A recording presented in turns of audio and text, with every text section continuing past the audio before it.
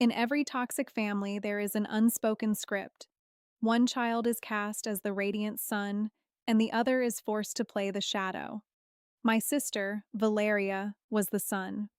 I, on the other hand, was the family's resident failure, a joke wrapped in an apron, covered in flour. But on that particular Christmas Eve, the powerful man standing next to my sister broke every law of physics in our household. He did not orbit her. He looked right through the charade, and in doing so, he altered the trajectory of my life forever. I almost did not go to my parents' house that night.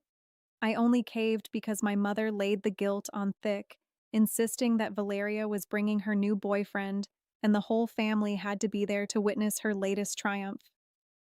I arrived exactly on time, carrying a heavy tray of meticulously crafted artisanal cookies I had spent hours baking. My mother took the tray from my hands without a single word of thanks. She walked straight past the dining room table and shoved my cookies into the darkest corner of the kitchen counter, hiding them behind a mountain of store-bought, mass-produced desserts. It was classic behavior. I did not say a word. I just let it happen. When Valeria finally made her entrance, she did not just walk into the room, she claimed it. She wore a designer coat, her hair was styled to perfection, and she was pulling a tall, impeccably dressed man behind her. Alejandro. He was quiet, his eyes scanning the room, absorbing every detail like a silent judge. Valeria grabbed his arm and dragged him over to where I was standing by the fireplace, trying my best to remain invisible. "And this is my little sister," Valeria announced, projecting her voice so the entire room could hear. She wore that specific, cruel smile she always saved for me. "This is the failure of our family. She runs a cute little cake hobby out of her tiny apartment." She paused, letting the words hang in the air. "Isn't it just adorable?" The room erupted. My mother giggled from the kitchen. My father let out a booming laugh from his armchair, nodding as if Valeria had just delivered the punchline of the century. Even my aunt smiled with pity, shaking her head as though I were a charity case they all gracefully tolerated. Years ago, that laughter would have broken me. But at 29, I had built an armor of absolute stoicism. I just stood there, my face a blank mask, waiting for the wave of humiliation to pass. I fully expected the new boyfriend to join in. I expected him to offer a polite, condescending chuckle, turn his back on me, and focus his attention back on the important people in the room. But Alejandro did not laugh. He did not even smile. He looked at my parents, then at my aunt, and finally at Valeria. His face was entirely unreadable. Then he turned to me. His voice was deep, steady, and cut through the lingering laughter like a blade. "What is your name?" he asked. I told him. "Elena." He nodded slowly. "And you have your own business?" he pressed. "Custom cakes," I replied, keeping my voice flat, devoid of any emotion that my family could weaponize against me. "Mostly weddings and high-end birthdays." Alejandro did not look at me with pity. He looked at me with clinical attention. There is a massive difference, though it is hard to recognize when you are starved for genuine respect. "How many years have you been doing this?" he asked. "6 years working in a commercial bakery, 2 years running my own business," I answered. "8 years of industry experience," he murmured, almost to himself. From across the room, Valeria let out a high-pitched scoff. "Alejandro, do not encourage her," she said, stepping forward to grab his arm again. "It is a hobby. She just refuses to grow up, that is all." But Alejandro did not turn his head. He did not orbit her. Instead, he reached over to the side table where my mother had carelessly relocated a few of my cookies to make room for napkins. He picked one up. He did not just bite into it. He broke it in half with his fingers, studying the crumb structure, the texture, the precise bake. He tasted it in silence. Valeria was already rambling to my aunt about some expensive European skincare routine, oblivious to what was happening. But I saw it. I saw the slight shift in his eyes. He ate the other half, dusted his hands, and finally looked back at me. He did not offer a hollow compliment. He simply asked, Do you have a portfolio? I did not have a slick corporate answer prepared. Just an Instagram account, I admitted. I do not update it as much as I should. Every hour I spend on social media is an hour I am not in the kitchen. He gave a single, firm nod. Before Valeria could successfully drag him away to introduce him to the rest of the extended family, he looked at me one last time. The fire was still burning in the fireplace. My cookies were still hidden in the back of the kitchen. Nothing in the room had physically changed, but the air had shifted. And as I drove back to my cramped apartment that night, staring at the flour on my kitchen counter, I realized that for the first time in my life, someone had actually seen me. 2 days after Christmas, I was sitting at my tiny kitchen table, staring at my worn-out ledger. I had exactly 3 cake orders lined up for January. It was enough to pay my rent, but barely enough to keep the lights on. The flour dust on my countertops felt less like a badge of honor and more like a reminder of my stagnant reality. Then my phone rang. It was an unknown number. I let it ring twice before answering. Elena? The voice was deep, calm, and instantly recognizable. This is Alejandro. We met at your parents' house on Christmas Eve. I was Valeria's boyfriend. I froze. He used the past tense. Was. My mind raced, trying to process the implication, but he did not leave me in suspense. First, I need to apologize for the context in which we were introduced, he said smoothly. The way you were treated was unacceptable, but more importantly, I am calling you about business. Do you have a moment? I stood up. When something monumental is happening, the human body instinctively prepares for action. I am listening, I said. I am the director of Allura Events, he stated. The air left my lungs. Anyone working in the hospitality or culinary industry in the city knew Allura Events. They were the apex predators of luxury weddings and high net worth corporate galas. Their clients waited 6 months just to get a consultation. We have a massive wedding coming up in February, Alejandro continued. The bride is notoriously specific. The vendors we usually work with are not meeting her aesthetic or culinary standards. I tasted your baking, Elena. The crumb, the balance of sweetness, the technique. It was flawless. I want you to come in and pitch for the contract. No promises. Just a meeting. I was 29 years old, operating out of a cramped apartment, and the director of the city's top event firm was asking me for a pitch. When? I asked. We set the meeting for Wednesday. I hung up the phone and stared at the blank wall. Suddenly, everything made sense. Why did Valeria never mention what Alejandro did for a living? Because she knew. She knew that if my parents heard the words Allura Events, they might accidentally connect the dots to my baking business. Her insecurity was so deep that she actively hid a life-changing opportunity from her own sister just to keep her narrative intact. I did not have time to dwell on it because my phone lit up again. It was Valeria. I knew exactly what this was. Word had traveled. What did you say to him?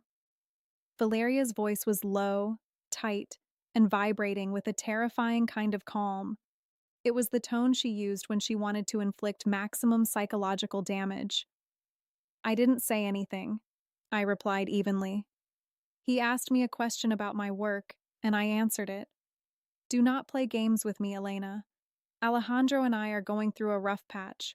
Whatever you are scheming, this is not your golden ticket. He is not a business opportunity. He told me you two broke up, I said flatly. There was a heavy, suffocating silence on the line. I had called her bluff. That changes nothing, she snapped, her mask slipping. Listen to me very carefully. You bake little cakes in your messy apartment. He runs an empire. There is an entire world between the two of you, and he knows it, even if you are too blind to see it.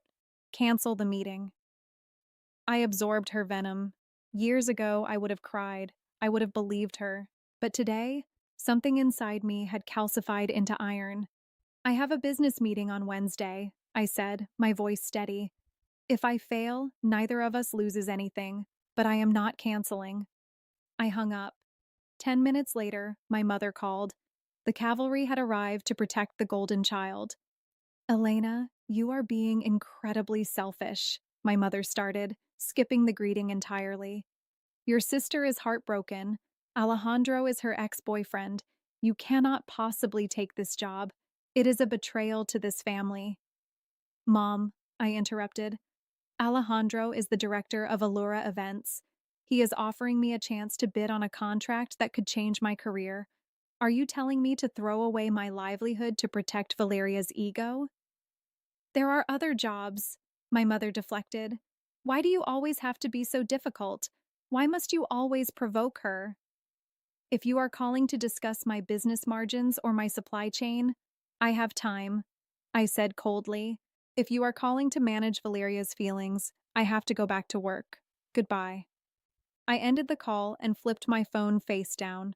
My hands were shaking, not from fear, but from the massive release of adrenaline. I had just set the hardest boundary of my life. There was no time for guilt. I opened my laptop.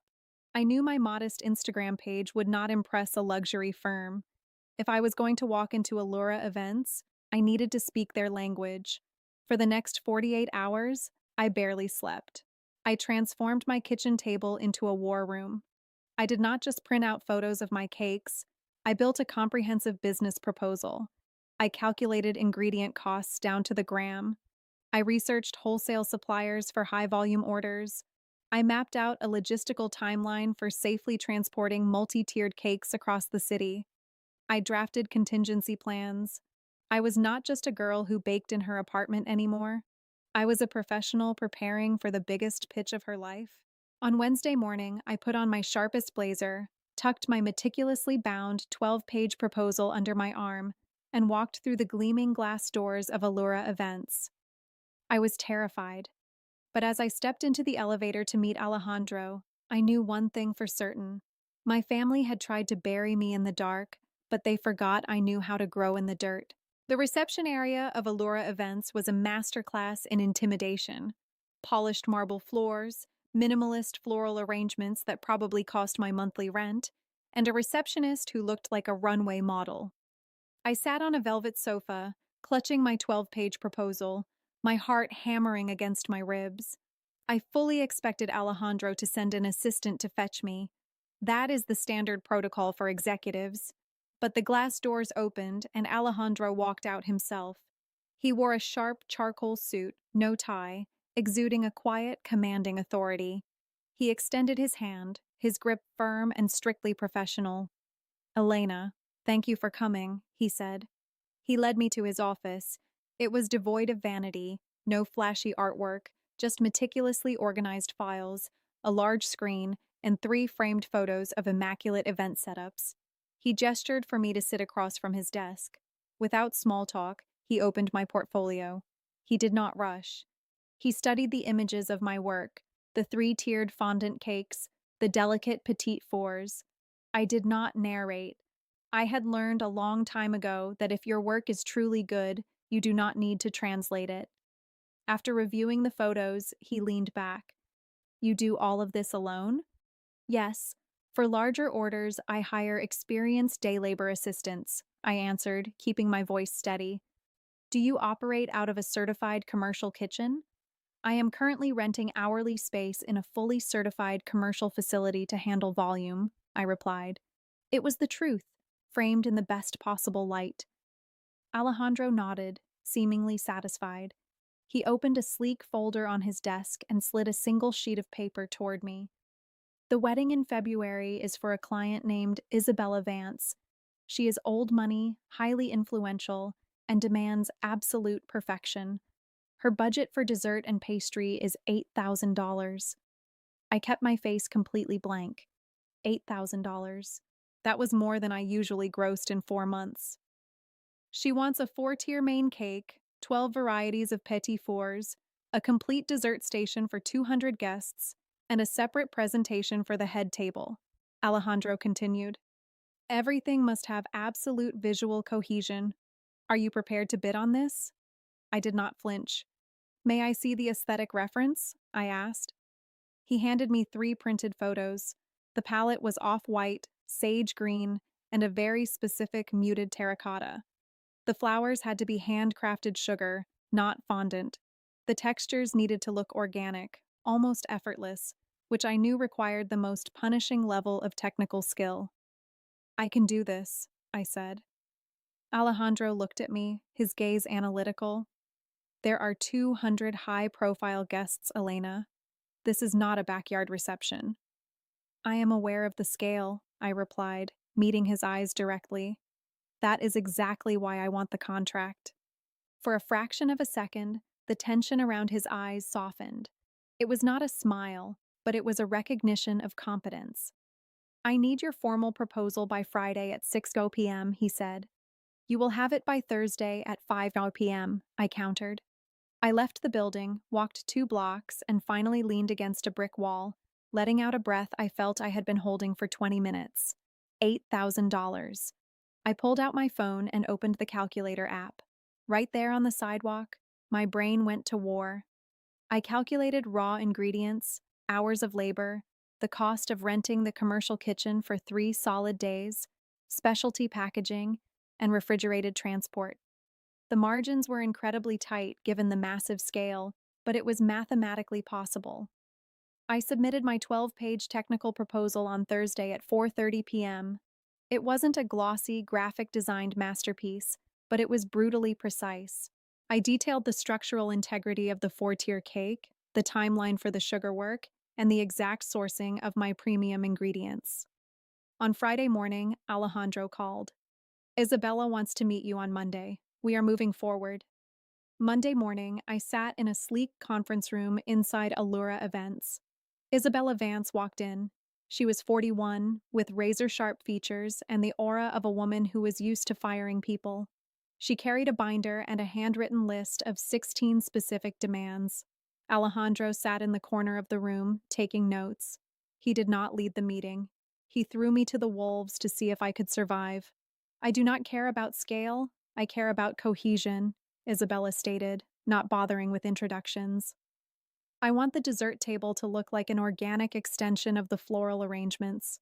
No gold leaf, no silver, no cliches. Understood, I said, opening my notebook. For the sugar flowers on the main tier, I recommend pulling the exact Pantone shade of the terracotta roses you are using for the centerpieces. For the petit fours, we can incorporate edible natural flora to contrast the sugar work. Isabella's eyes narrowed slightly. Dietary restrictions. I have 11 guests with severe gluten intolerance, 4 strict vegans, and 2 with lethal tree nut allergies. Not a problem, I replied instantly. I have dedicated cross-contamination-free equipment for the gluten-free and nut-free orders. We will create 3 separate microstations to ensure absolute safety without sacrificing the visual aesthetic. We sparred for 40 minutes. She fired questions. I fired back solutions. If I didn't know something, I didn't lie. I told her I would confirm the logistical detail by Wednesday. When the meeting ended, Isabella stood up and offered her hand. Alejandro told me your work was exceptional, she said, her tone finally thawing. I expect you to prove him right. I intend to, I replied, shaking her hand firmly. As she left the room, Alejandro stayed behind.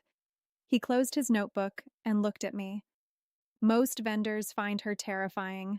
They agree to everything and fail on the execution. Most vendors prefer clients who don't know what they want, I said, packing my bag. It leaves room for sloppy improvisation. I prefer the exact opposite. Alejandro held my gaze for a long moment. I'll send over the contract. I walked out of Allura Events that day not as a sister seeking validation, but as a professional who had just secured her own future. But as I rode the subway back to my cramped apartment, my phone buzzed. A text from Valeria. We need to talk. Right now. I looked at the message. Then I swiped left and hit delete. I had a wedding to bake for. The next 3 weeks were a masterclass in controlled chaos. Securing the $8,000 contract was only the prologue. Executing it was the actual war. I practically moved into the commercial kitchen I had rented.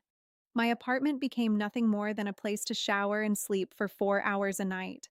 I was not just baking a cake. I was engineering an experience for 200 of the city's elite. I ran 3 separate test batches for the gluten-free sponge cake until the crumb structure was indistinguishable from the traditional recipe. I spent an entire Tuesday meticulously adjusting the food coloring formula to achieve the exact muted terracotta shade Isabella had demanded for the sugar flowers. It had to be precise. 1 drop too much of crimson, and it would look cheap. 1 drop too little, and it would wash out under the venue's lighting. To handle the sheer volume, I hired 2 assistants: Lucia, a veteran pastry chef who worked with the silent efficiency of a machine, and a culinary student named Maya. They were fast, focused, and most importantly, they did not ask unnecessary questions. Amidst this relentless grind, my phone became a battlefield. Valeria called, my mother called, my father even left a voicemail, a rare occurrence that usually signaled a family crisis. The narrative they were spinning was clear. I was a traitor. I was using my sister's heartbreak to climb the social ladder. One evening, while I was carefully piping Italian meringue buttercream, my phone lit up with a text from Valeria. "You are destroying this family. Alejandro is just using you to get back at me. You're a cheap rebound vendor. Pick up the phone." I stared at the glowing screen. The flour on my hands felt heavy. A year ago, those words would have paralyzed me. I would have drafted a dozen different apologies, desperate to keep the peace. But standing in that industrial kitchen, surrounded by the tangible results of my own grueling labor, I saw her text for what it really was: the desperate thrashing of an ego losing its audience. I didn't block her. Blocking felt too emotional. I simply muted her notifications, tossed the phone onto the stainless steel prep table, and went back to my buttercream. The Friday before the wedding was an absolute crucible. Lucia, Maya, and I worked a grueling 14-hour shift. We baked, filled, frosted, and carefully boxed 200 individual desserts and 12 different varieties of delicate petit fours. We built the structural foundation for the 4-tier masterpiece, inserting the wooden dowels with mathematical precision to ensure it wouldn't collapse under its own weight. By midnight, we were covered in powdered sugar, our feet aching, our muscles screaming. We loaded everything into the heavily air-conditioned transport van. I collapsed into the passenger seat, my eyes burning with exhaustion. Just as the van pulled away, my phone buzzed. It was a text from Alejandro. "Everything on schedule for tomorrow?" I typed back instantly. "Ready. See you at the venue." His reply came seconds later. "Good." The venue was a sprawling, historic estate on the outskirts of the city. We arrived at 8 a.m. sharp. We had exactly 2.5 hours to build the dessert station and assemble the main cake before the florists and lighting crews locked down the room. Assembly is not baking, it is high-stakes architecture. Every movement must be calculated. The air conditioning in the room was blasting, which was perfect for the buttercream but brutal on our hands. We were 90 minutes in when disaster struck. While transferring the second tier of the main cake onto the base, a microscopic shift in the cardboard support caused a hairline crack in the flawless fondant covering. Maya gasped, freezing in terror. "Oh my God, Elena. It's ruined." Panic is a luxury you cannot afford when $8,000 and your entire reputation are on the line. "Breathe, Maya," I said, my voice eerily calm. "Hand me the offset spatula, the shortening, and the airbrush gun." I had 3 minutes before the flaw became permanent in the cold air. I massaged a tiny amount of shortening into the crack, using the heat of my fingertips to melt and fuse the fondant back together.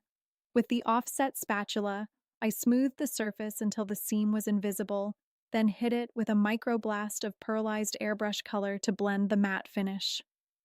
"Done," I whispered, stepping back. The tier was flawless again. By 10:15 a.m., the display was complete. I walked back 3 paces and took it all in. The off-white base, the sage green accents, the muted terracotta sugar flowers cascading down the tiers like a natural overgrowth. It was visually arresting. It belonged in a museum. At 1 p.m., the guests flooded the reception hall. I stood discreetly in the vendor corridor, watching. Isabella, the notoriously difficult bride, walked past the dessert table with her new husband. She stopped. She looked at the cake, then scanned the room until she made eye contact with me. She gave a single, definitive nod of approval. In this industry, that nod was worth its weight in gold. A few moments later, a man with a professional DSLR camera began meticulously photographing my dessert table from multiple angles. Alejandro materialized beside me in the corridor.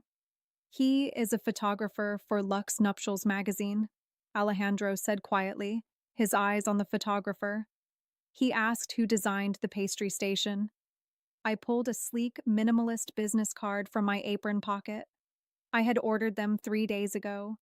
I handed it to Alejandro. He looked at the heavy cardstock. Elena Mendez, Artisanal Patisserie. Excellent, Alejandro said, slipping the card into his suit pocket. He turned to face me fully. You executed flawlessly today, Elena. But more importantly, you kept your head under pressure. That is what you pay me for, I replied evenly. He shook his head slightly. I am drafting an annual vendor contract on Monday. Exclusive rights for Allura events. Guaranteed volume, premium rates. I want you to review it. I looked at him, absorbing the magnitude of what he was offering. An annual contract with Allura events meant I could quit renting hourly kitchen space. It meant financial independence. It meant I had won. I will look for your email on Monday, Alejandro, I said. That night, as I finally unlocked the door to my apartment, the silence greeted me like an old friend. I didn't celebrate. I didn't pop champagne. I walked into my cramped kitchen, took a black marker, and crossed out the Allura events order on my whiteboard. Then I went to sleep, completely untouched by the ghosts of my family's expectations. Success does not usually arrive with a loud explosion. It arrives as a quiet, irreversible shift in reality. On Monday morning, exactly at 9 a.m., the contract from Allura Events landed in my inbox. I did not read it on my phone. I sat down at my kitchen table, opened my laptop, and read every single line. It was a 12-month exclusivity agreement. Alejandro was guaranteeing a minimum of 8 high-net-worth events per year, with a 15% increase on my base rates. In exchange, I could not work with his direct competitors. It was a serious, heavy corporate document.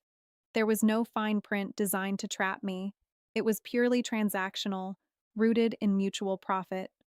I forwarded the contract to Miriam, a no-nonsense 50-year-old accountant who had been doing my taxes for years. She called me 3 hours later. Sign it, Elena, Miriam said, her voice gravelly but firm. The margins are excellent, and the payment terms are strictly net 30, but you need to scale up. Renting a kitchen by the hour is going to bleed your profits with this new volume. You need your own space. I knew she was right. For years, the idea of having my own commercial space was a distant fantasy, something I filed away under maybe someday. But the future was no longer waiting. It was actively demanding my participation. I signed the contract on Friday. By the following Tuesday, the spring issue of Lux Nuptials hit the newsstands.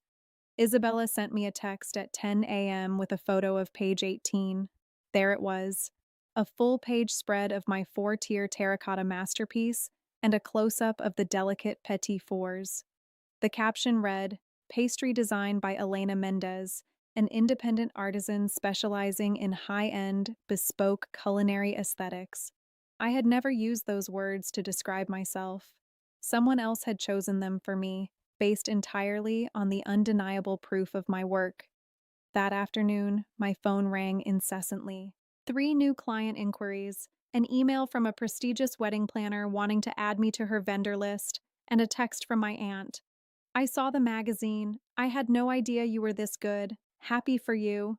I stared at my aunt's message. I debated whether responding would change anything. I realized it would not, but ignoring it cost me nothing.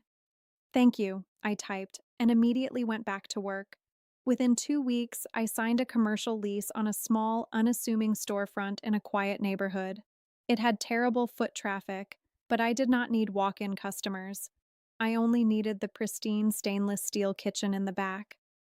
Alejandro visited the new space a month later for a quarterly review. He walked in, taking in the massive convection ovens, the marble prep stations, and the faint, permanent scent of browned butter and vanilla. He handed me a file for our next event. You have built something formidable here, Elena. I built what was necessary to fulfill the contract, I replied, wiping flour off the counter. He paused, looking at me with that same analytical gaze from Christmas Eve. I want to make something perfectly clear, he said, his voice dropping slightly. What your sister did that night was unnecessary, but my decision to hire you had absolutely nothing to do with her, or any desire to settle a personal score. I hired you because you answered my questions with brutal honesty, and your work backed it up. You earned this. I know I did, Alejandro, I said, looking him dead in the eye. He nodded once, a gesture of absolute respect, and left the bakery. I locked the door behind him, turning off the lights in a kitchen that finally belonged entirely to me. 11 months passed. My calendar was no longer just full. It possessed a waiting list. I had hired Lucia as a full-time employee, and my business was a well-oiled machine. Then, 3 weeks before Christmas, the phone rang. It was my mother. She called every few weeks, always testing the waters, speaking in vague pleasantries to see if I had softened. But this time, her tone was different. It was tight, nervous. Elena, she began, pausing as if gathering her courage. Valeria is turning 35 next month. We are throwing a dinner party for her at the house. We want you to make the cake. I closed my eyes, letting the predictability of toxic families wash over me. They will ignore your boundaries, diminish your success, and the moment they need something, they will call as if nothing ever happened. How many guests? I asked, my voice slipping into its standard administrative tone. Oh, just family and close friends. Maybe 25 people, my mother said, sounding relieved that I had not immediately hung up. Date of the event? January 16th. Mom, I said, leaning against the cold marble of my prep table. If you want me to make a cake as a family favor, the answer is no. If you are calling to commission a custom order as a client, my pricing reflects the market rate. Tell me which one it is. There was a long, suffocating silence on the line. As a client, she finally choked out, my base rate for a custom, 3-tier cake for 25 servings is $450, plus a $50 delivery fee, I stated. It was my exact, uninflated market price. Elena, that is absurd for a birthday cake, my mother gasped. Your sister has had a terrible year. The breakup with Alejandro broke her. We thought if you just did this for her, it would mend things between you two. My business is not a therapy tool, Mom. The price is $500. The invoice must be paid in full by Friday to secure the date on my production calendar. Let me know what you decide. I hung up. 2 hours later, a notification popped up on my phone. The invoice had been paid in full. No discounts, no emotional bargaining, just a cleared transaction. On January 16th, I arrived at my parents' house at 6 p.m. Lucia was with me, carrying my tool bag. My mother opened the door, looked at the massive cake box in my hands, and silently stepped aside. We walked into the dining room. I set up the cake in exactly 12 minutes. It was a flawless, champagne-toned masterpiece with delicate pink sugar flowers. It was elegant, pristine, and entirely devoid of any personal affection. It was a product. I was packing my tools into the bag when I heard footsteps behind me. I turned around. Valeria stood in the doorway. She was wearing the same designer coat from last Christmas. Her makeup was flawless, but her posture had changed. The aggressive, sun-like energy that used to radiate from her was gone. She looked smaller. She looked at the cake, and then she looked at me. She did not say anything for a long time. The ambient noise of the guests laughing in the living room felt miles away. It is beautiful, Valeria said softly. Thank you. How much did you charge, Mom? She asked. I told her the exact number.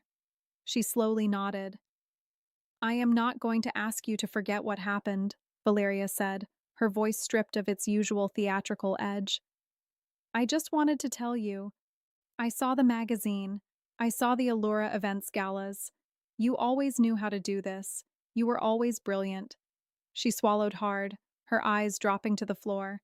I just never wanted to see it. It was not a full apology. It did not erase a lifetime of mockery. But it was a surrender.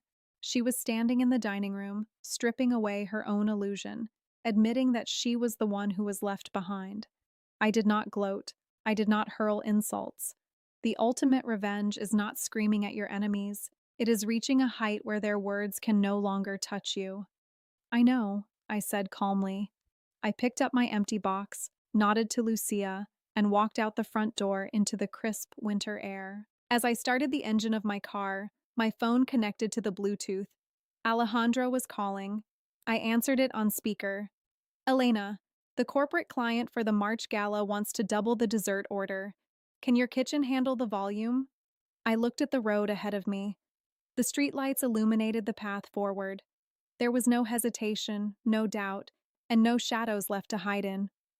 Send me the updated numbers, Alejandro. I smiled. We can handle anything.